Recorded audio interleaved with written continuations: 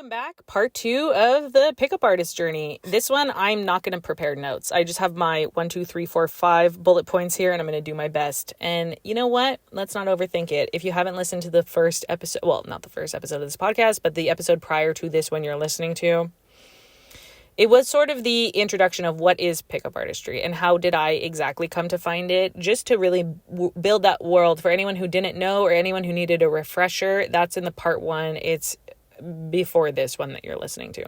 This one, what I'm going to propose here is really my attitude or my experience with the pickup artist from my pre-20s or going into my early 20s, just to show the come up of that experience for me. So as covered in the first episode, you understood that I became a fan. I became a fan. I'm not going to beat that dead horse, so go back and listen to that. I became a fan in the ways that I did. And for a while there, I was just like a fan from afar, listening to the content and applying it to my life in the ways that I could, and really always thinking about this stuff. That's why to this day, 15, 16 years later, I call myself social dynamics nerd. It's because I don't feel casual at this point. It's always interesting to me, even if it does nothing for me, even if I don't, you know what I mean? Like nothing can come of it, and yet it's always on my mind. So social dynamics nerd. Now, when I was 18, 19, I actually took the pickup stuff far more seriously in practice. At that point, I was not drinking, which is kind of why PUA was interesting to me. I didn't even put this in my notes, but I should include this right now. At 18, I'm of legal age to go to bars and whatever in my city, bars and clubs, which is a good place to just experience nightlife at that age and practice social skills, but also practice social skills in a sober headspace. So long story short, I made a vow to myself when I was 12 years old. Okay, that's 12 years old, that I would never drink alcohol ever. I had this ideal that I would just refrain and I would abstain, and that's it. However, I wanted to also be charismatic and cool and popular and social. I wanted to be sober and still show the world, but watch. And this is such an important point that is so easy for me to overlook just because I take my own life choices almost for granted with how things line up and there's alignment in my life.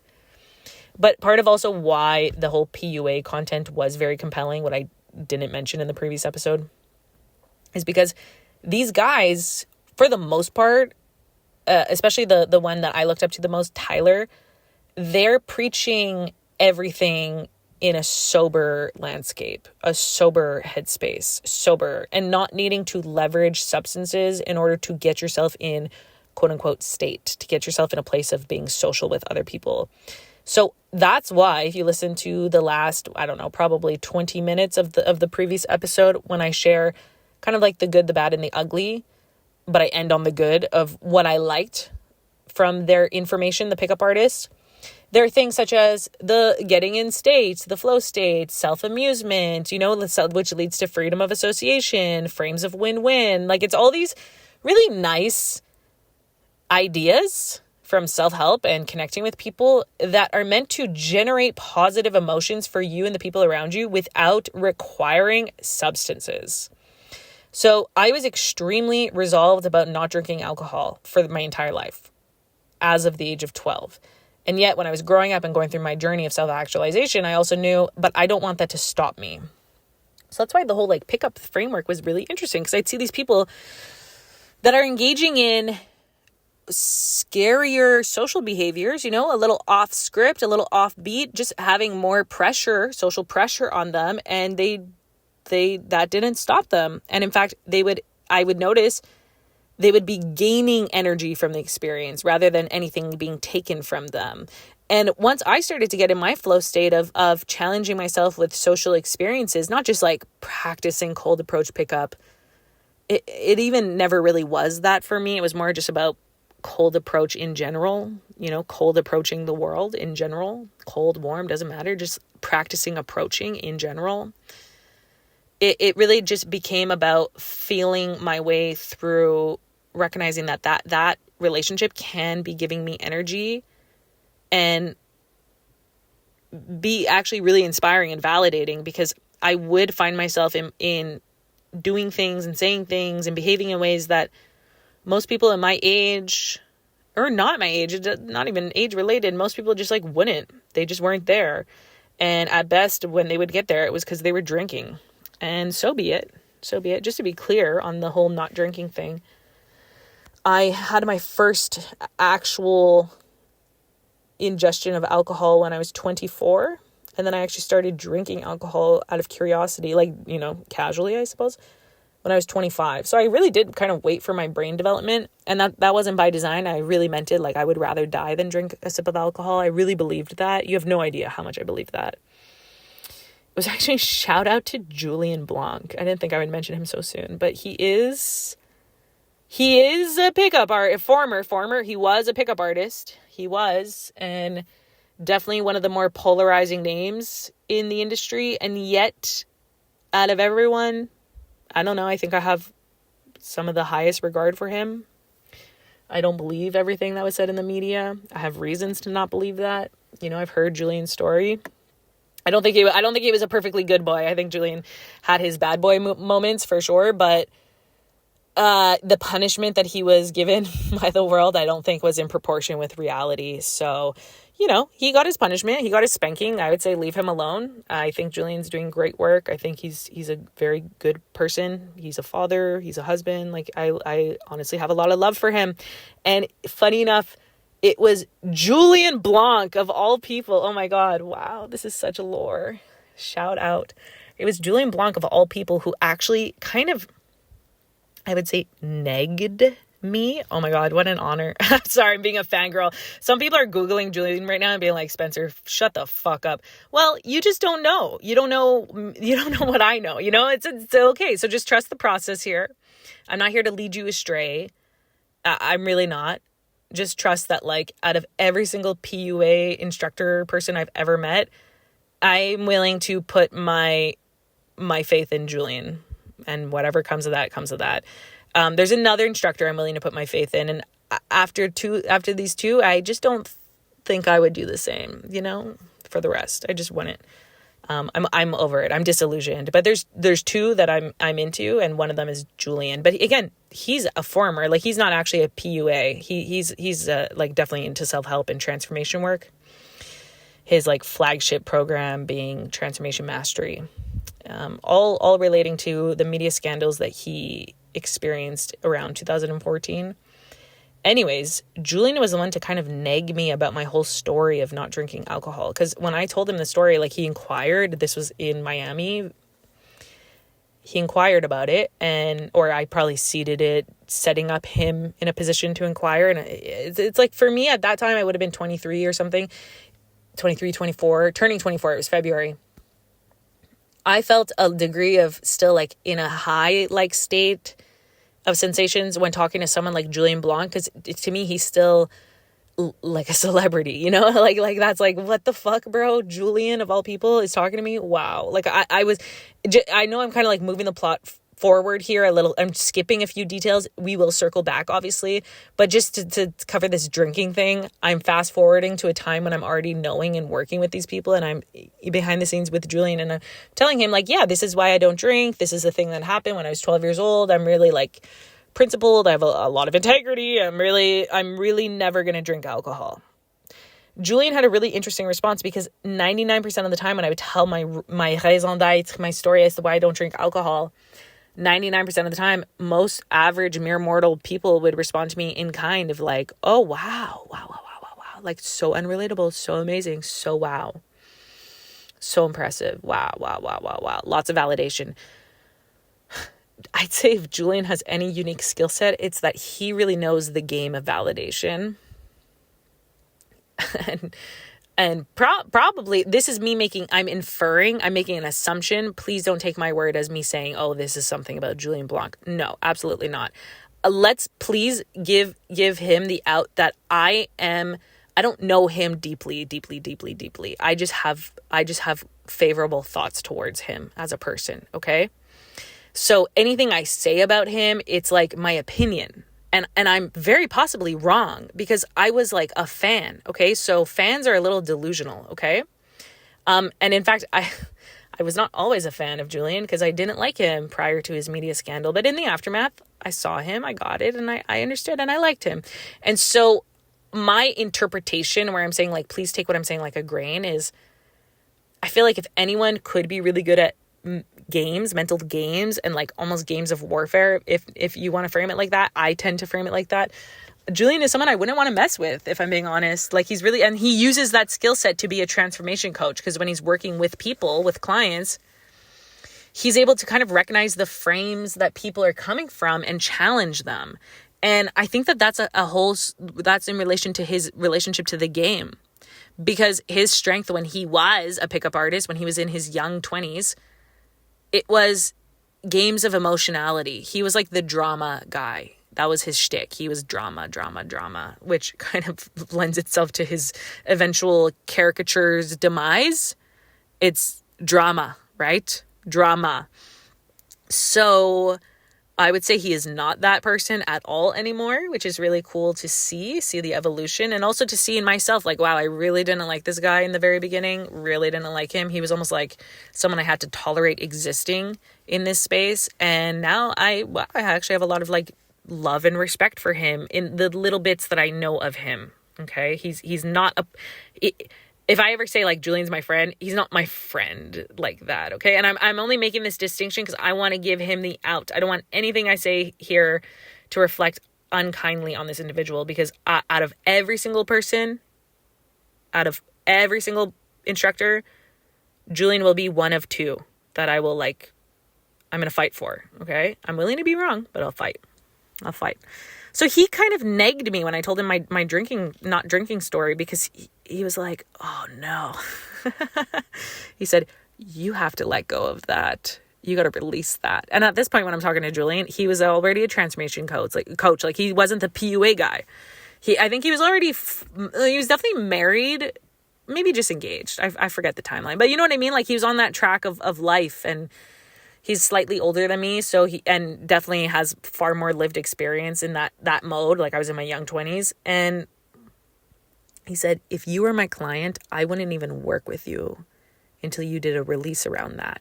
This was such a neg, dude. And I'm not saying the dude was like negging me, like how dare he. He was just, I'm so grateful for that conversation, because he was responding to me and my story in a way that no one else normally would, which is, I appreciate that. Like that is so valuable. And it's not like I walked away from that conversation being like, oh my God, I have to drink because Julien Blanc. Like, oh my God, no way, dude. This was kind of triggering, right? But he knows people like Julien and people like me, frankly, like we know when someone is triggered. You can see it when someone is triggered. I'm pretty sure my cheeks got a little rosy. Like suddenly I'm in reaction to Julien not giving me my validation. Like, how dare you not give me my validation? You're like a star.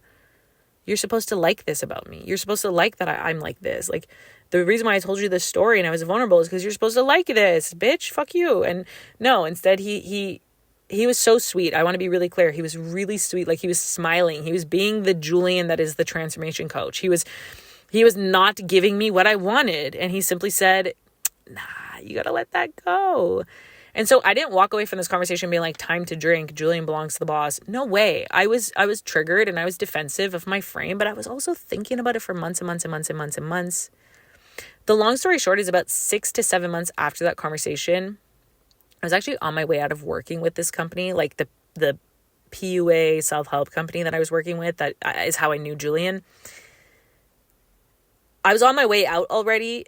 I was kind of like going through something in my own interpersonal world, and it was giving me just really crash out anxiety, reactive energy. I was 24 now, and I was feeling these thoughts of like, I just want to fucking die, but like I want to do it. I want to get it over with, right?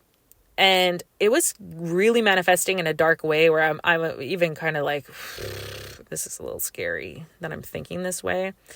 And then I had this brain blast moment. Like, I'm so lucky. Here I am thinking, I hate this fucking shit. I want to fucking get the fuck out of here. I want to die. I want to fucking die.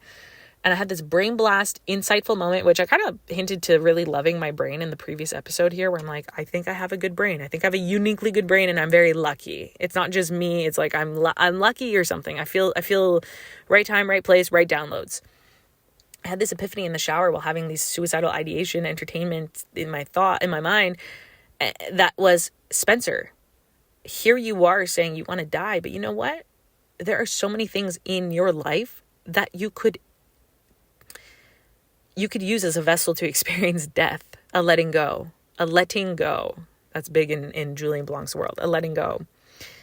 And drinking alcohol was the biggest. Because get this, listener, it's going to sound absurd to most people listening to this, and especially in the way I'm going to say it, because I don't care anymore. It's dissolved.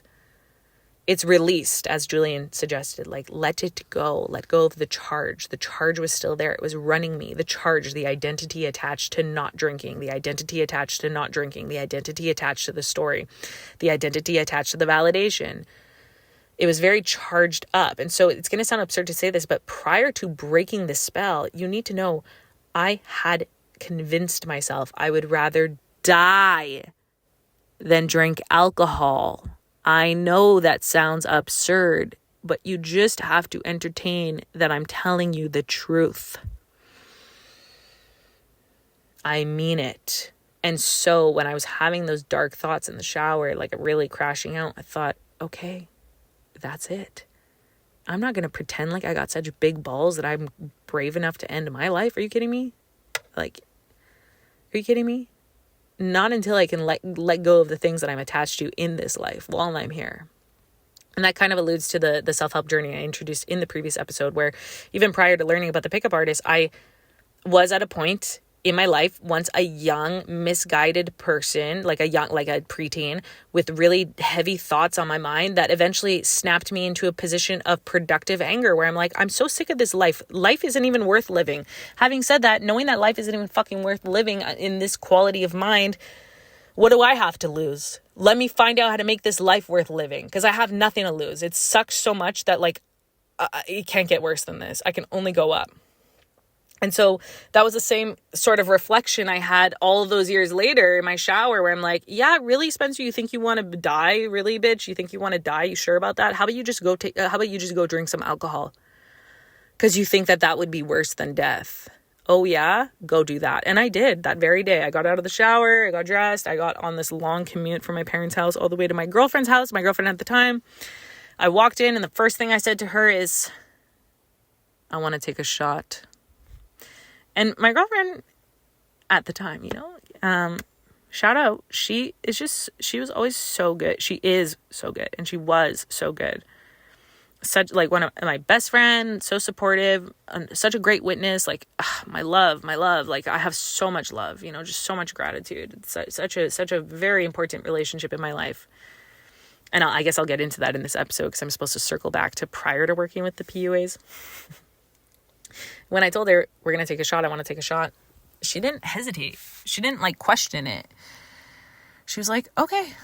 She whipped out gin, because that's all she had. And we poured a shot each. And it was really difficult, because it was about death. It was about letting go. And I had tears in my eyes, and I was whimpery, and I held the shot with shaky hands, this little shot of clear liquid, the gin. And I said to Camellia, I'll name my former partner. I said to Camellia, cheers to letting go. And then I threw back that shot, and that was it. And that's what it was about, right? It was like, there I am. I'm breaking a spell. I'm releasing and releasing an attachment that is of this life. Because if I really think I'm going to walk such a big talk that I would end my life, that's such a huge thing to do. Incomprehensibly so, I must be willing to face the attachments within this life. So that's why I released the spell of the drinking. And it's not like I became a drinker thereafter. I must have gone a whole year or so without ever touching it again, because I wasn't attached to drinking. It wasn't about that. It was about releasing the attachment to not drinking. And then eventually, once I felt like the charge had died down, I became more curious. Like, okay, well, let me get tipsy. Let me get drunk. And I would do this when I was 25 alone in my little condo that I was renting. It was so fun. It was a self-discovery process. It was just different. And it really gave me a different attitude about alcohol as a tool, because I was engaging with it later in life after already setting a huge foundation for social skills and social momentum that most mere mortals would have not. which is why I do believe I have a unique perspective. All things considered, it's not just my early adoption of this like weird social skills pickup stuff. It's also the place I was coming from in my mind and my heart, my attachments, my identity, my intentions. It's very, very focused, very unique. So let's just circle back, to before I was ever knowing people like Julien. Like, I can't believe that, there's a version of me that's like, are you kidding me? It's that guy, like, you know what I mean? Like, there's a version of me who is like just starting to watch Tyler on YouTube. Again, please listen to the previous episode so that I don't have to like keep adding context to all these people. Keep in mind, this is part 2. There's a version of me that just started watching Tyler and is like overcoming my resistance to Tyler. Like, oh, this fucking bad guy, the villain. And okay, fine, Tyler. Like, that version of me in the timeline of this time machine can't imagine that, like, by the way, it would be, of all people, Julien Blanc, who kind of negs you lovingly. I really want to be clear. Like, he was very good. He was very responsible in this conversation. Please understand. I was an adult in this conversation and he was very responsible. Okay. It was him who kind of negged me into reconsidering. Wow. Unbelievable. So at 17, 18, 19, I was actually going out in the world, practicing cold approach everything, cold approach everyone. I wasn't too fixated on just talking to women I'm attracted to, girls and women that I'm attracted to. I would be talking to like just about everyone because I subscribe to that model of more so like the all-encompassing flow state. And exposing myself to different stimuli. And also it makes it easier to talk to people when you're talking to everyone. I think that guys that go out, like people and guys that go out with an agenda of like talking to the girls, talking to women. Okay, well now you're just there scanning for women, you weirdo. Whereas if you just let go of the need to talk to any one particular person, then you can just be in a social flow state with just about everyone. And when you do see that one person or those people that look very interesting to you, move accordingly, right? Like don't wait to seek them out to start moving that way. Like move, be that way, walk the talk, walk it. And then when you see that person, show up. That's how I see like the real utility of having these skills of confidence and talking to people. It's like, make it work for real. Don't just put on the shtick of being that seductor guy. Like, don't be that loser. Anyways, I mentioned my girlfriend, Camellia. So like I met Camellia. I don't want to make this an episode about Camellia, but I do want to name her. I do want to like put respect on this name because this relationship had its time. It had its moment. There's no going back. Like now we're in a new kind of post, like she's not like, she's in my life, but just at a different proximity, different frequency. I just want to like give space to have reverence for that relationship because it was so important to me. But this episode's still about pickup artists. Just to share some lore, I got in my first ever relationship when I was 18, turning 19. I had a huge crush on who would become my girlfriend, Camellia. I had a huge crush on her, but I also like had such a big, magnificent crush on her that I was a little like scared about it. I didn't know what to do about it. I hung out with her. We went on a date even, kind of like a non-explicit, but pretty obviously a date thing.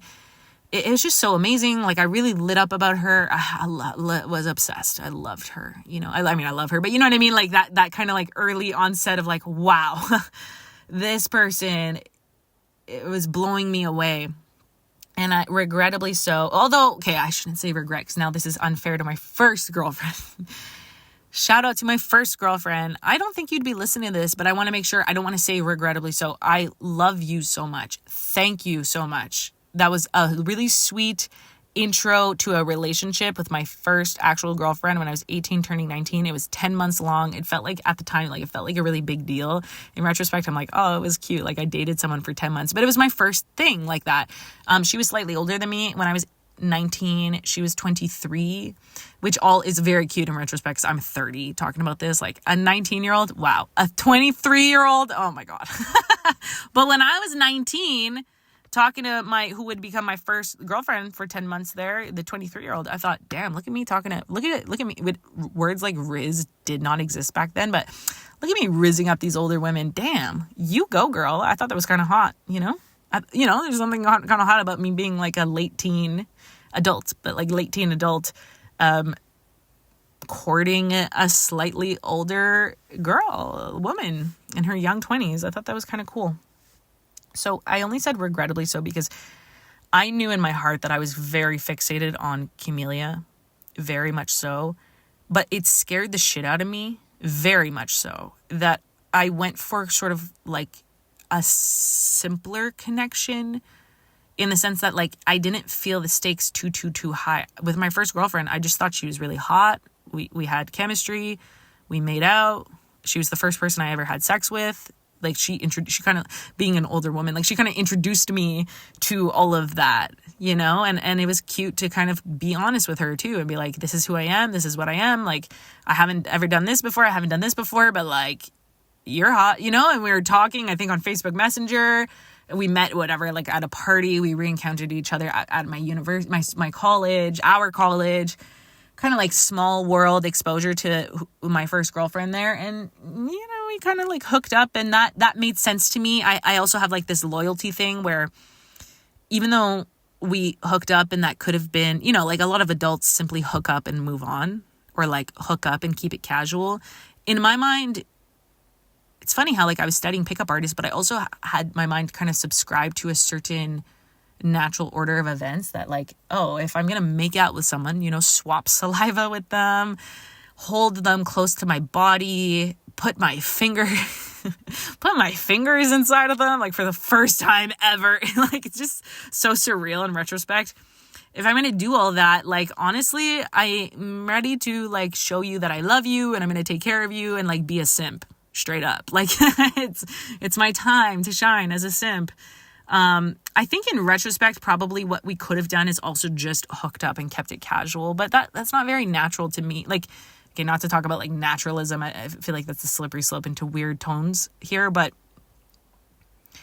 I'm really romantic. Let's put it that way. I'm very romantic. So rather than seeing it as like, oh, we hooked up, I actually more so saw it in a framework of lovemaking, which is my fault.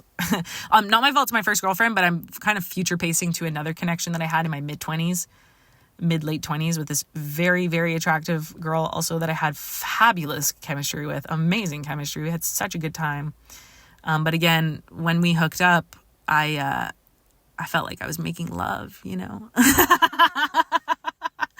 I don't think she felt the same way. I think she was just having fun, which is great. I had fun too. Shout out to you. Oh my God, I had so much fun, but I'm so romantic. It's very painful. It's all good. Everything's okay. So I kind of played into the easier, less stressful option by like steering away from Camellia for a while and dating my other girlfriend. Here's what happened though. Eventually at the 10-month mark, I suppose, I would break up with my girlfriend because we some things just weren't working out, you know, just some things are not meant to be. It was a nice little trial relationship for me. And I know it was good for her too. I know that after dating me, I think I provided a certain loving simp treatment that she deserved, my first girlfriend. And after dating me, she went on to have just like one or two, I don't know, it's not my business to keep count, but like just a couple of meaningful connections with people, and now she's like straight up engaged or something, like in a very loving long-term relationship. I don't know too much about it, but I know that I can assume that I was a part of like the stepping stone in a better place for her also, and like the same goes for me. And after we broke up, part of where my heart was at is honestly in the 10 months I was dating her, I kind of got locked into, the reason why I'm talking about this in this episode about pickup artists is because like I kind of got locked into the humdrum of a relationship, and it was just like my first time. I'm new here, like I'm just kind of working out what is a social script, like, oh, okay, we had sex, so you're my girlfriend now, basically, you know, like not so quickly, but pretty much like that. This was how it made sense in my mind. You're my freaking girlfriend, like this is my girlfriend, I'm your girlfriend, the end. This is monogamy, like the end. Or monogamish is probably more accurate because we had a little friend to have fun with. But monogamy mostly. And I stayed away from anything like a former flow state, like doing pickup stuff, because I was focused on my relationship and being a good girlfriend. And I also stayed away from people like Camellia, like someone who I had like this really outstanding crush on, like really, really, really, really, really strong feelings for. And one day, you know, towards the 10 months of my relationship, I was walking through school and I ran into Camellia for the first time in months. And we just chatted for like 5 minutes. And oh my God, when I walked away from that chat, I just knew in my heart, yeah, I'm in love with her. You know, like it's not to discredit the love I also had for the person I was dating. But when it came to Camellia, like, no, it was just like, wow, I don't need anything to happen with Camellia. I just know that it's dishonest for me to keep dating the person I'm dating, because while I love the person I'm dating, I basically asked myself the question, do I see myself in this relationship 1 year from today? And the answer was not even no. The answer was just like a blankness. And I took that to be no. And so I didn't hesitate to like break up with her, my first girlfriend, when I had the chance. Again, lovingly and respectfully, in person. We like had a date about it. Queer women are a lot kinder in these moments, you know, where we can kind of turn it into like a bonding friendship moment while breaking up.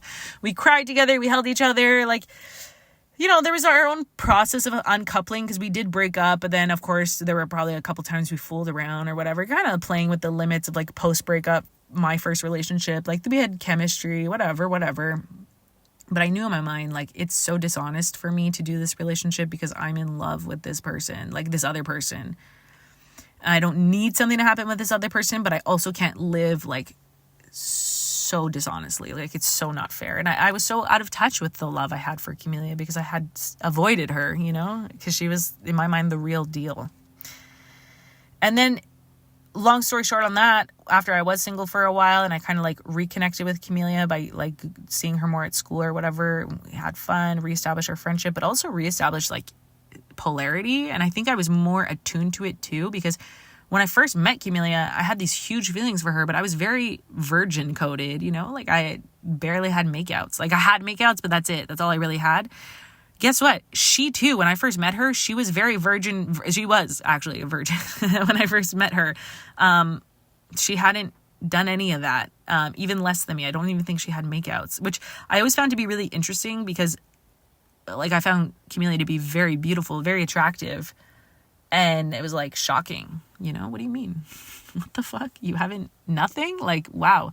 And I kind of hinted at the like misogyny from the pickup artist frameworks where is it misogyny? It's kind of, yeah. Let me just explore this thought because I'm wanting to be honest here and transparent and just own up to things. At my age of 19, 20 or so, when I was thinking about someone like Camellia, who I had these very strong feelings for, with my prior knowledge of how we once knew each other when we met at 18 years old, both of us 18, knowing she was like inexperienced and kind of like a virgin or whatever, I really had this up on a pedestal in my mind. Oh, I hope she doesn't even mind that I'm talking about this stuff. I don't think she would. You know what I mean? I never consulted with anyone. I'm like naming her or whatever. It's too late. It's too late. Even if I didn't name her, everyone knows. Like this was my relationship for pretty much 10 years. So it is what it is. I have like a tattoo for her, you know. I really put on a pedestal that she was like a virgin, right? That's so straight man of me. I really put that on a pedestal. And funny enough, when we rekindled when we were 20, that had changed for both of us because I thankfully had the experience with my first girlfriend, which was very useful because when it came to actually courting Camellia in a real sense, I was able to like know how to touch her confidently, which is important, you know, because she'd never been with a woman before me, but I had, thankfully. So I was able to touch her confidently, but she also had a partnered experience too in our absence of each other. And, you know, this is where the kind of like misogynistic, crazy frameworks started to peel themselves apart in my mind at the age of 20 when I started to date Camellia and we were falling in love. Finally, we're falling in love. We're really leaning in. Like we always loved each other, but now we're going all in. We're leaning in. When I started to kind of like dissect my thoughts of worthiness or jealousy in relation to the fact that like, oh, she was no longer this like virginal person that was like there waiting for me. That's such a delusional thought. I'm aware. But when I did go into it, it made me feel this degree of anger and rage and upset that is so unfounded, like so not fair and so not based in reality. And that's kind of like lending itself to, I think, the toxicity of the manosphere that I was downloading in my mind. Like I had these thoughts of like purity, which is yeah, it's problematic because of the emotional charge that can come up, like in my own perception of my own worthiness based on someone else's actions that had nothing to do with me. It's so messy. And my thoughts on Camellia, like she's not, like, I'm not othering her. She's not dead. Thank God. She's alive and well. My thoughts on her, though, and like our relationship, especially in the early days of being young adults, is I'm just always very sorry because I probably should have had like a therapist or something. And I found myself really going into this tunnel of unpleasant thoughts and reactions and being a little reactive baby, not to invalidate myself, but that's kind of how it looks in retrospect, and being jealous and being unresolved and being angry and just being toxic, honestly, being toxic as fuck. And if anything, probably, if I'm being honest, like probably psychologically abusive or emotionally abusive is like a valid framework, just in the sense that, like, you know, I discussed the positive flirting technique or whatever of law of state transference, or, you know, just like a social technique of law of state transference, whatever I'm feeling, you're feeling. And like, there I am in my young 20s feeling all this insane, unresolved, chaotic feelings about like things that I'm not even sure why it matters so much to me. And I don't even think, I want to be clear, I don't actually believe, oh, it's the pickup artist that did this to me. No, when I really looked into it, I actually found my jealousy and all these like weird reactions I was having in my relationship were related to like these deep childhood abandonment wounds. It wasn't even really about dating. It was just about abandonment. When I really did my own introspective work, it took me down a whole different tunnel. But I do think that the like PUA, manosphere, misogyny, it lent itself to me having more of a flare up about specific things or ideas in my mind about my partners, or like the woman's worthiness in my eyes. Like, eek. And when it relates to like psychological or emotional abuse claims I just made about myself, well, the way I look at it is law of state transference. Whatever I'm feeling, she's feeling. So I was in this chaotic, disgusting hellhole of my own head, just like I was in my young, like preteens. It's like the cycle repeating itself. Here I am entering my 30s. Like, is the cycle back? No, I feel great. That's why I'm loving this. I'm loving this moment because I feel different. Thank God. I hope I'm not jinxing myself here, but I feel great. Like entering my teens, the tens, the double digits, I entered a hell realm and then I got out of it. Entering my 20s, I re-entered a different hell realm and then I worked through it eventually. And here I am entering my 30s. You know, I'm turning 31 in a couple of months, 3 months, and I feel great. I feel great. So I am making progress here and I'm very proud about that. And yeah, with Camellia, like I think the torture for her probably just came from the fact that I was so fucked up and so unresolved, and I like made it her problem often. And I really don't feel good about that. Anyways, her and I, obviously, we ended up having, okay, I said a 10-year relationship. That's just because we met when we were 18 and we broke up when we were 28. Technically, we had an 8-year relationship, but it's 8 to 10 if you really like. Okay, I had a girlfriend at that time, but like it's in the whole time that I knew her intimately or like had thoughts about her, it was 10 years. So it's a long-term relationship. One thing that we did do, I just want to say, for better and for worse, we also practice kind of like ethical non-monogamy. That's a whole other can of worms I don't even want to go into, but it's just to also illustrate the point that yes, I was in a relationship, but at times I was able to kind of play with frameworks of flirting with other people. I never took it too far, except for that one girl I hinted at. The girl who I had nice chemistry with in my mid-20s, and I thought I was making love, but for her, she was probably just having fun. Power to you, girl. Power to you. I thought I was in love. Anyways, I'm so romantic. It's painful. Delusional. Not romantic. Delusional. So other than that little connection I had with that one off there, I'm pretty much kept myself mostly reeled in. That's not entirely true because I had a lot of, even outside of ethical non-monogamy there, I had a lot of shit. It's like, debatably, it's like, what do you call that? What's that thing? Not cheating, but yeah, it's intimate, like, frig, I didn't Google any of this in advance. Like the intention sort of like I had like wishy-washy intentions. I had like a wandering eye or a wandering mind in a way that didn't always feel quote unquote ethical. Like, okay, yeah, cool. We have this ethical non-monogamy framework thing, but also I think at times I was like falling in love or enamored with certain ideas of other people that it actually was kind of dishonest, even in my non-monogamy framework. I was mostly a good girl, but I'm just speaking on, like, if this were a confession at church or something, which I've never done in my life, but like if it were, I just want to like acknowledge, hey, I had kind of like impure thoughts at times. Like what is it? Emotional infidelity, that kind of thing. You know what I mean? Kind of like that. So the reason why I point out this like open relationship container. Oh yeah, you know what? There's another woman too. We had like a little kissing fling. That was nice. I also was falling in love. You know, I was so lover boy coded, so attached in my 20s, so attached. That other connection didn't go too far. But the reason why I talk about the open relationship nature of my significant relationship throughout my 20s is because this whole idea of game and pickup could kind of always be a little bit in play, because I can always kind of entertain the thought of it. Although I never felt good enough to actually go live it through, because the difference between my partner and I is Camelia was very good at, in her end of this ethical non-monogamy bargain.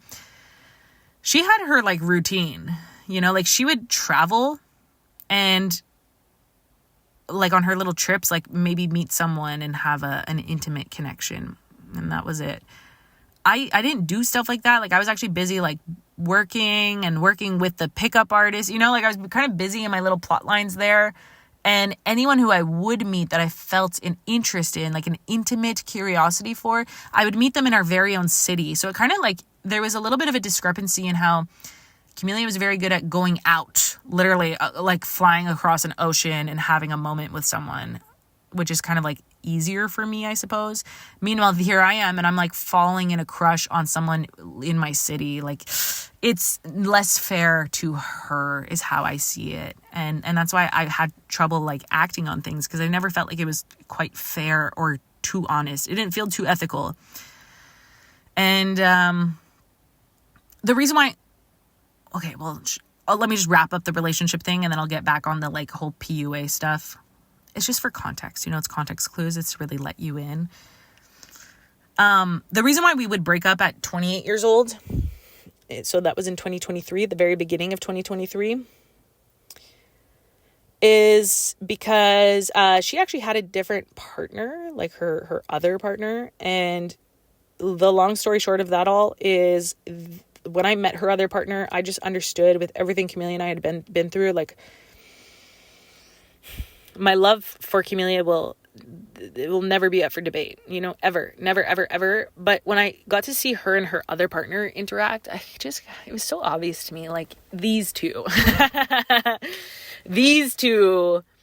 are far more compatible on the surface. And this was kind of always like a little bit of a discrepancy I had in my relationship, is like I was on a different rhythm. I was going off the beaten path of pursuing these pickup artists, of, you know, being in the marketing game and kind of like a little bit of an entrepreneurial spirit. And then Camelia, she's like the opposite. She's very, well, not to say she also has an entrepreneurial spirit. She's also like focused and has a good work ethic and all this and that. But just to say, like, her life intentions were a lot softer, more feminine, more whimsical, more like get land and like take care of us, take care of our people and community. And I have to be honest, I'm still with that in theory. Like any one of my friends who have these land projects to kind of like build a little community and like support each other, baby girls and boys, I'm all in with you. My heart is with you. I think my position in this project, in these ideals, is to be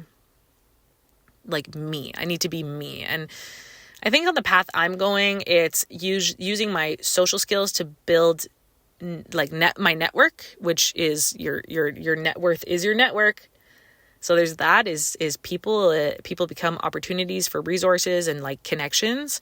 But then also, I mean, I think I'm someone who's capable of making money. You know, I should say that a little more resolute. I believe I am someone who will be making money like properly. And I think that there are some people, such as like the Camelias of the world, like they are there to take care of the projects, like take care of the land, take care of the homestead, have that sort of like loving attunement to the frequency of that environment. And then people like me can kind of more so thrive in a pursuit of like, let's go get the resources, baby. Let's go get the resources. So I feel like I'm finally like shifting gears into that lane, which is great. I mean, I'm not making money right now, but hey, not yet. So when we broke up at 28 years old, it was just like the person, your quote unquote other partner should not be your quote unquote other partner. Like that's the person that you should be with. And we agreed, we consciously uncoupled. It wasn't easy. It's like super duper sad with everything we've been through. Like there's just no going back from everything we've been through. My love for her is tremendous. It's seriously inexplicable. Like it's not like, I'm not talking about like romantic love or longing. It's not that. It's just like this person is just so much to me. Okay. Like I feel emotional saying that, you know, like shout out to Camellia. I feel like I'm so much of who I am because of the fucking dorky ass pickup artist, you know, that's one branch of my life. And because of someone like Camellia, she was just so supportive to me. She's so much. I feel so witnessed by her. She's such a good person for me. But when we broke up, then I found myself in this interesting place. Like, wow, for the first time in my, what feels like my entire adult life since I was 18, I'm like actually properly single. So I could kind of play with, flirting out of my open relationship. Like that was tough because I was always thinking about her. I didn't want to hurt her feelings. It was not something that made sense to me really, like not ethical non-monogamy. In practice, it wasn't so clear cut to me. And so finally in like singledom, I was like ready to just be myself, mostly to just be single. That was the real payoff, but also to just be myself. Come what may, whatever happens, happens. If I want to flirt with someone, let's go, baby. Let's go. And so that's kind of to just give perspective that for most of my 20s, I was in a relationship. And my girlfriend, Camellia, was always very supportive of all this pickup shit. Like always very, very supportive. Always very into my interests, like as a good partner would be. And when I was 20, pretty sure, like I even was dating Camellia, there was a pickup artist event coming to my city in Montreal that is called a free tour. So it's a free event. All you have to do is register. I think there's a $25 down payment. And about 24 hours or 48 hours prior to the event, we are emailed out. This is in 2013. Oh, was I 20? So it's like, 2015, in fact. Something around there. We are supposed to be emailed out the location of the event, the free tour.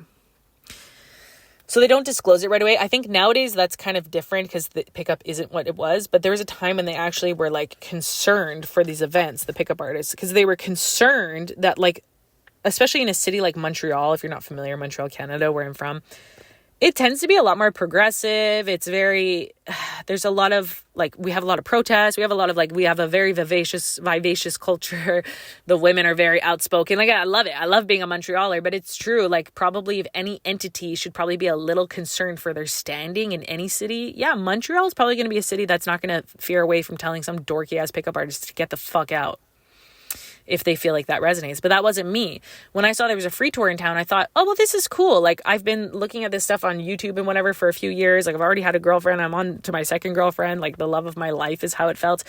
And, I'm still a fan. I still want to be involved. So I pay the $25 quote unquote refundable down payment. I wait and I remember like I just kept waiting and waiting for this fucking location to come to my inbox, and it never came. I even started going on the bus and the metro towards the city just because I thought, well, whenever the location does come, like I'll be on my way. And never came. It never came.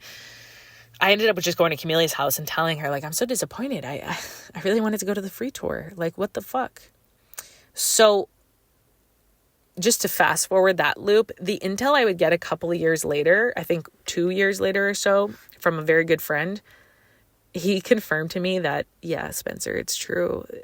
They never sent you the event on purpose. So when you apply, or not apply, but when you sign up for a free tour, they have a passport process. You just need to send a picture of your photo ID.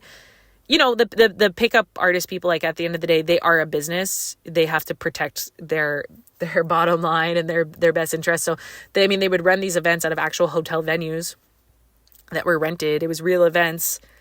And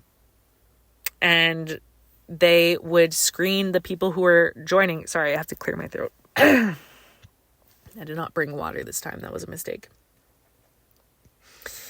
And they saw me and they just assumed, no way. Granted, this exact company was getting very much canceled in 2014. So, in 2015, here I am trying to attend. I get it that they're like being careful, but it really hurt my feelings, Watch out. Big mistake. Just kidding. It's okay. I have the perspective. It's just that what it led to was, it led to that feeling of sort of like the inadequacy of having something to prove, right? I mentioned this in the previous episode.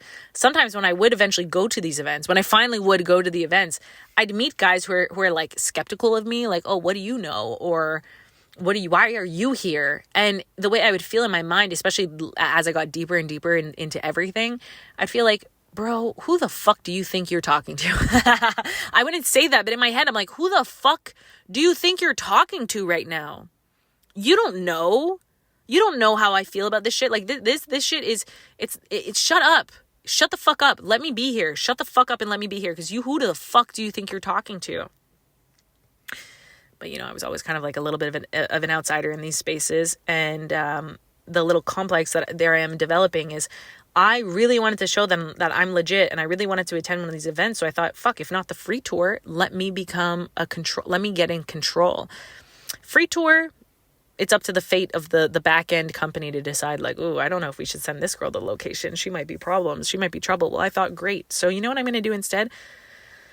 I'm going to up the ante, raise the stakes. I went to the very next tiered paid event, a $300 US.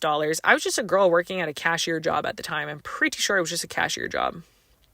I had my garbage job. I talk about all my jobs in episode 3 of this podcast. But yeah, I just had my little like menial jobs, my nothingness jobs. Like I loved my jobs, but they were nothing too deep. I didn't have too much money. Thank God at that time, Montreal rent was like insanely cheap and you can get a nice place. So like I was in a good place, but I wasn't really making money. And I thought, well, fuck it. I'm going to go to their paid event because if I pay $300, there's pretty much no disputing me getting access to the location. They have to give it to me. And it was going to be an event in New York City. I'd never been in New York before, so I also had to get like the Airbnb. I had to get the travel, the Greyhound bus ticket and everything. And that was when was that? Was it after BC possibly? So I must have been like 21 when I'm like finally going to this event and I have the location and I'm going to New York City for the first time ever. I'm on a Greyhound bus and I'm like, I could feel the sensations in my body, like this tingling sensation of like me kind of living on my purpose because I'm doing the different thing. I'm not in higher education, everything I've covered in episode 3. I'm not pursuing a higher education. I don't have like a proper career. I'm not on a track for that. I have no idea what will become of my life. If you really want to know 10 years later at 30 years old, I still have no idea what will become of my life, but I have this degree of not just confidence, but comfort. I don't care as much. Like, I literally don't care. When I was 20, I cared a lot because I had a lot to prove, Now I feel like, if nothing becomes of my life, well, fuck you. Aren't you lucky you got to hear some of these podcasts? Because I'm smart as fuck. Like it's a degree of confidence and indifference. Like I'm cool. I'm self-validated. It's almost dangerous how self-validated I am because I can just live the menial, trivial life and like feel happy and fulfilled doing that. But yeah, there I was off my beaten path, heading to New York City, brand new city, new situation, new stakes. And also the event that I was going to in New York City, like that's whatever they were doing in Montreal. I don't even know which instructor it would have been, to be honest. It's all like revealed the time you get the location. The New York event is a big one. It's a big one. Like the Montreal event probably would have been, 20, 30 people in attendance. New York is easily 100. It was crazy. And thank goodness I had been doing a month of a 30-day hot yoga challenge at that time leading up to it, which is great because I remember being in the lobby, like outside of the venue space which was it, the Pennsylvania? I forget what hotel it was in like downtown Manhattan, but it was the Gold Room. I'll never forget. It's the Gold Room is where they do the events. And outside of the Gold Room, in this crowd of testosterone, I was one of maybe like 2 or 3 women among over 100 men. Truly, like, the energy was so like beaming with testosterone, like loud male booming voices and like sweat, and thank goodness I'd been doing that 30 days of hot yoga, because I even got feedback from some of the guys that are still my acquaintances to this day, 10 years later. They're my acquaintances, some of them are my real ass fucking friends, like one guy in particular. Some of them are like my friendly friends, like my acquaintances, that they were saying to me like, wow, it's amazing that you're not sweating. Wow, how are you not sweating? We're all sweating. Well, I'm not sweating because I just did 30 days of sweating, so I had sort of like an advantage. And the character who I was going to be seeing at this event was Tyler, like the guru, because I thought, if I'm doing this, I better do it the right way. I want to go all in. And the long story short of that is I found that event to be very powerful. It was very interesting because sure, yeah, there was pickup that was covered. It was dating advice stuff that was covered. I remember really enjoying it, really loving it. I really felt like, this is it. Like, it's not just me being a consumer. It was me feeling like this is where I want to be. You can tell it, right? With the content I post, the way I speak. Like, that's what I wanted. I wanted to be someone like them. I wanted to be on stages like that. I don't know if I need to say it in a past tense. Maybe I could frame it as a present tense. Like, I want to be on stages like that. I want to be someone like that in my own lane. And I'm just giving myself the chance by doing things like creating this podcast, posting on TikTok, whatever. Like, just we're at a point where we get to just do it ourselves, promote ourselves. And so I'm doing it in my own way. But like, I really felt like I'm getting closer and closer to what I want to be doing. I'm not going to school. I'm not on a career path. Like, if there's anything I want to be doing, I want to be getting closer to people like this. Like, people who are thinking differently, living differently, having cool businesses that I believed at least to be offering a lot of good value to people. And, the weekend in New York City started with the free event. It kind of like, it's the way to set the tone. So that's where there was like over 100 people. And then the weekend leads into the paid event that I actually paid for. And that trimmed itself down to like, maybe like, well, it was still a big ass group. It was like 40 to 50 people. And that's what they call the hot seat. They call it the hot seat. So it's a lot of interactive exercises and reviewing in-field footage. I mentioned what that is in the previous episode here in part 1. And honestly, it was cool. It was this instructor, Luke, who I actually did shout out, funny enough, in the previous episode. Luke kind of like was the opener, and he's funny. Luke was never my personal cup of tea, but he's funny. I have nothing against him. He's funny.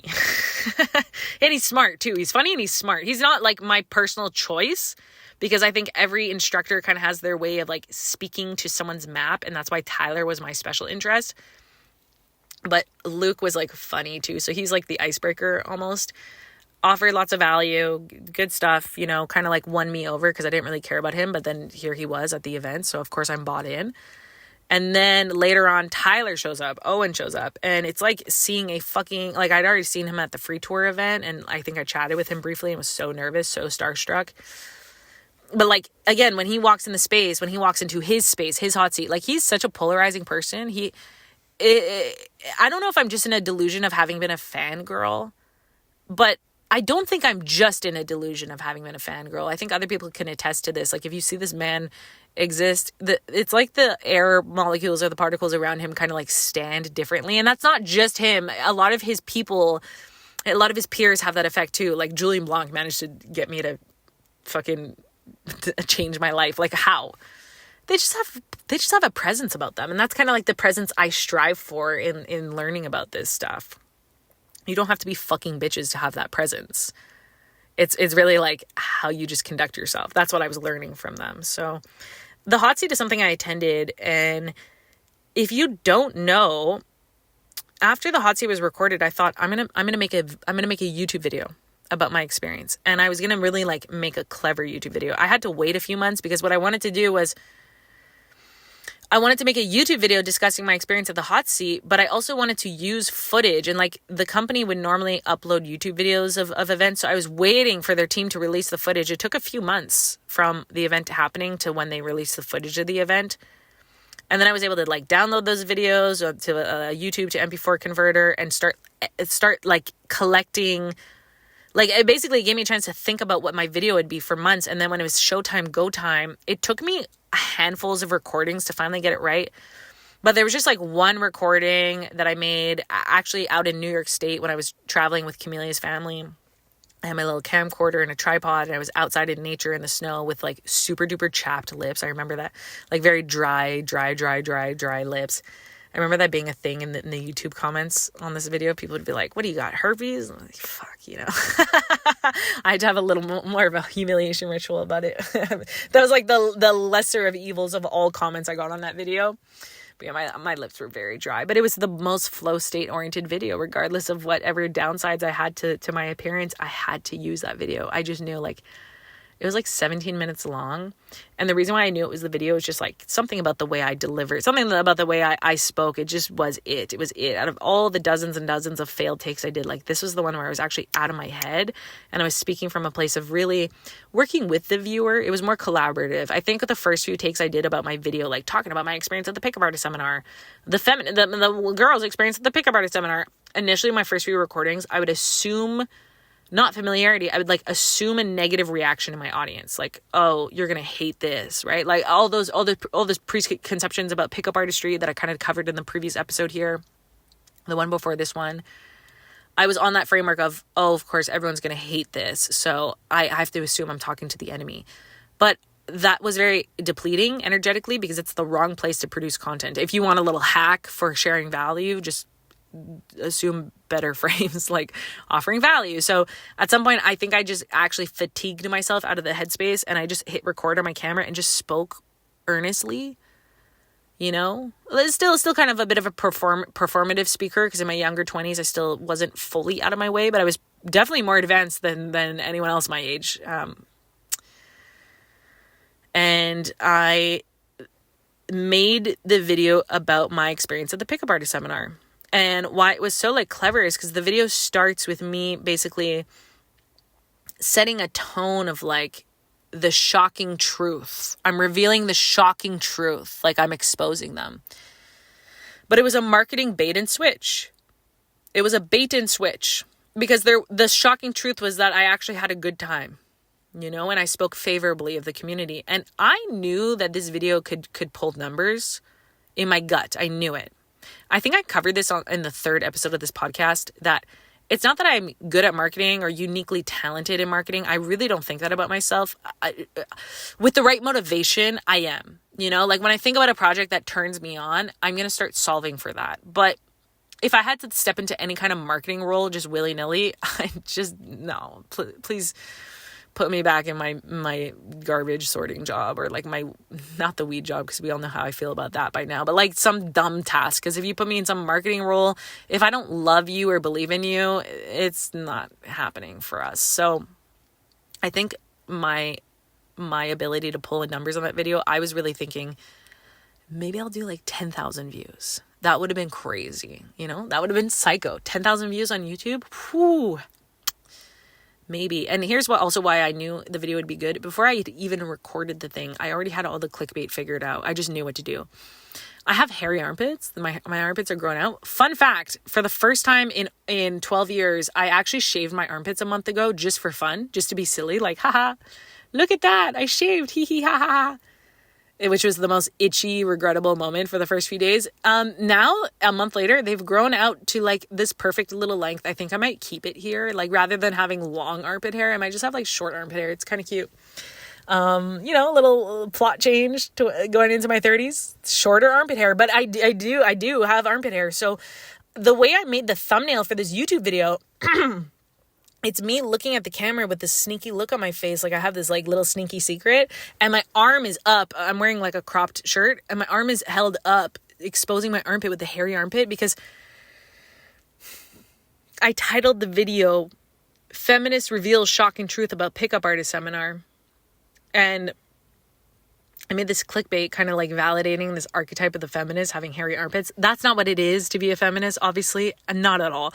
But it's just to kind of play on these tropes, you know, and to play with the fear mongering of the bait and switch of this marketing technique.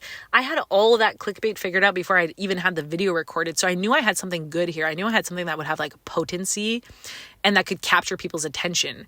And there I am thinking like, I think I could pull in 10,000 views. I think it could. Well, the video itself hit 365 or something, 360,000 views. Wow. And that would be cool and all. However, here's the more impressive numbers. The video itself has 4,000 comments. Think about that ratio. Some comments were great. Some comments were so good. I think I already discussed this in passing in the third episode. I'd later meet people at events like the hot seat, because when you purchase the hot seat, they offer like a 1-year passport, quote unquote passport, to just keep going around to different hot seats. So I went to a few of them. And I'd meet people after the publication of my YouTube video who would tell me things like, I'm here because of you. Like literally, I would have never been here if it weren't for your video, which is why for a very short time, I became sort of like a low level celebrity inside this very low level community. Like now I know what it's like to be like Z-, Z-. Feels cool. I have to say, it felt kind of cool, especially in a community that meant something to me. And especially because like if people are giving me good feedback, I feel good. I'm so happy. Like, oh man, wow. You're here because of me. Wow. So you're telling me I've actually, like, with all when I crunched the numbers and did the math, like I made this company how much money? Some of these people are taking like their full on thousands of dollars programs because of me. Ooh, okay. Well, no wonder they wanted to hire me. Sheesh. Very unintentional. Just like a consequence of my presence on the internet, I suppose. This video, by the way, on YouTube, Feminist Reveal Shocking Truth About Pickup Artist Seminar, it's unlisted because I don't want to like lead with that voice right now. This is more accurate. The podcast you're listening to, this series you're listening to, because it's my evolved take 10 years later, you know? It's my lived take. I'm not invalidating what the girl said in that video, the me of the past, what she said. It was very true at the time, and that's great. Very favorable. That's great. Love that for her. Love that for the community. Love that moment happened. This is a different take. That's why the video is unlisted. If you happen to find it, because my girlfriend has told me you can find it. It's unlisted. So if you find a link, you'll find it. Go ahead and watch it. Enjoy. Just understand, like, it's simply not public because I'm not trying to lead with that tone. I rather lead with this tone, like something that's actually reflecting my truth of today. Everything I said was true. It's just that I've evolved since then. And that video, it passed 10,000 views, right? And the comments were sometimes good, but a lot of them were very bad. And you know what's funny? My first assumption was that the people who weren't going to agree with me watching this video, for some reason, I thought it was going to be the quote unquote feminists, like the women who are upset about pickup artistry, or even the male feminists that are upset about pickup art. Like I thought I was actually going to get that bandwagon. No, I was very, very ill prepared for the fact that the red pill, the manosphere itself, they took over my comment section and they were mean to me. They were really mean to me. That was really stressful. Okay, whatever. Well, it helped me build a backbone, so thank you for that. I was 22 years old when that video was going viral. I know 360,000 views isn't like, some people listen and they're like, Spencer, you weren't viral. Shut up. Well, for the niche, no, I was viral. In that little like neck of the woods, I was viral. So that was kind of stressful. And I was recognized, frankly, not just at events in Montreal. Literal people would see me and be like, oh my God, you know what's so funny about that? I have more engagement on TikTok. No one recognizes me today. I think because back then, or at least I don't know that anyone recognizes me today, but I don't think so. You know, like really don't think so. Back then, I think it was more of an anomaly to pop off a little bit online, you know, just a little more of an anomaly. So people would actually talk to me on the street like, oh my God, you look familiar. How do I know you? Oh, you had the YouTube video. Oh my God. And I'd make these interesting connections out in the street, just existing from being recognized. Really interesting experience. Meanwhile, here I am today. No one fucking recognizes me. Everyone's posting now. Everyone's an influencer now. Who fucking cares, right? It's an influencer bubble. The bubble's bursting. I don't need to be recognized, that's for sure. I'd much rather just have people connect with me. It's very, very validating. That's why I'm making spaces like this podcast and whatever communities I'm working on. It's about connection. And so, yeah, after that hot seat experience, I continued to tour around. I went to an event that started in New York City, and then I went to one in Chicago. And then I went to one. I mean, I have so much to say on that because I couldn't have pulled this all off if it weren't for if it weren't for you meddling kids, if it weren't for some of the connections I made along the way. You know, after I made that YouTube video, it opened up opportunities for me, many opportunities for me, very actually life-changing opportunities. But, you know, I had people reach out to me being like, hey, there's a Chicago event coming up. If you're planning on coming by Chicago, I'll host you. I made a friend just like that by like trusting a completely random stranger from the internet on a Facebook Messenger telling me, if you come to Chicago, you have a ride and somewhere to stay, you know? And I thought, yeah, fuck it. I'll take the risk. He seems fine. I didn't even talk to this man on the phone. I just took the risk and it worked out. It worked out. Probably could have not worked out, but it worked out. So it was okay. Good gut feeling. And, you know, when I'm on an hour now, I've kind of like set the tone. So all you really need to know before we go into the next parts, where I'm going to be a little more critical, because now I'll actually be in the game, you know, in their game. Not in the game of pickup, like I was really doing that as a teenager, but in my 20s, after I'd kind of like set my presence, I made my presence known, and I had this like remarkable little YouTube video moment that everyone saw, including the gurus. That was like my leverage, unintentionally so. That was my leverage. I was just trying to pay it forward to the community. It's like a gift, you know, just like how in episode 3, I spent a lot of this podcast, I spent a lot of time discussing Vipassana meditation. I'll be going to my 3rd ever Vipassana 10-day silent meditation retreat in March of 2026 for my birthday again, because I'm resonating with that still. It's not something I'm subscribed to necessarily. I'm just still resonating with it, so I want to go do it. The same way I was spending time really speaking on Vipassana meditation, please go listen to episode 3. I really love that episode of this podcast. Make time for it. It's not about pickup artists, but it is about me. As much as like I'm platforming Vipassana, it's because I want to pay it forward. And same with like the pickup artist video I made when I was 22. I wanted to simply pay it forward. It was an act of love, you know, regardless of what the thousands of people said in my comment section. Oh, those assholes. But I'm grateful for the formation that came from it. After a more or less a year of like touring around and networking strategically through like having this thing, like it was not even network for gain. It was kind of like network for what do I have to lose? You know, I'm young, I'm dumb, I make my minimum wage, my cost of living is only so expensive, and I can somehow pull off taking these little adventures, crashing on someone's couch, crashing on someone's floor, and just really leaning into my life. It was so fun, so exciting. And at some point, because of that video, I actually got noticed by the company. And I'll save that for the next episode so that we can keep this episode a little shorter. Thank you so much for listening.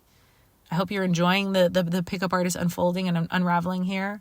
I think the next episode might get juicier, and I'll actually come with some notes. This one was a free flow. Thank you for letting me have the space. It's really something for me to talk about this. And again, like I've said in the first part and this part, I want to do my best. I want to be respectful. I have so much love for what I gained from this community, even though I am going to be introducing some critical lens and critical thought. Frankly, the community should be grateful for me that I'm the one doing it. I'm taking great care to make sure that critical thoughts are deployed responsibly, because I care about most of your livelihoods, specifically 2 of you. I love 2 of you. Take it easy. I have your best in mind, okay? Take it easy, and thank you for listening. The next episode will be going deep into my experience of getting hired and working with the world's largest pickup artist company. Dun, dun, dun, dun.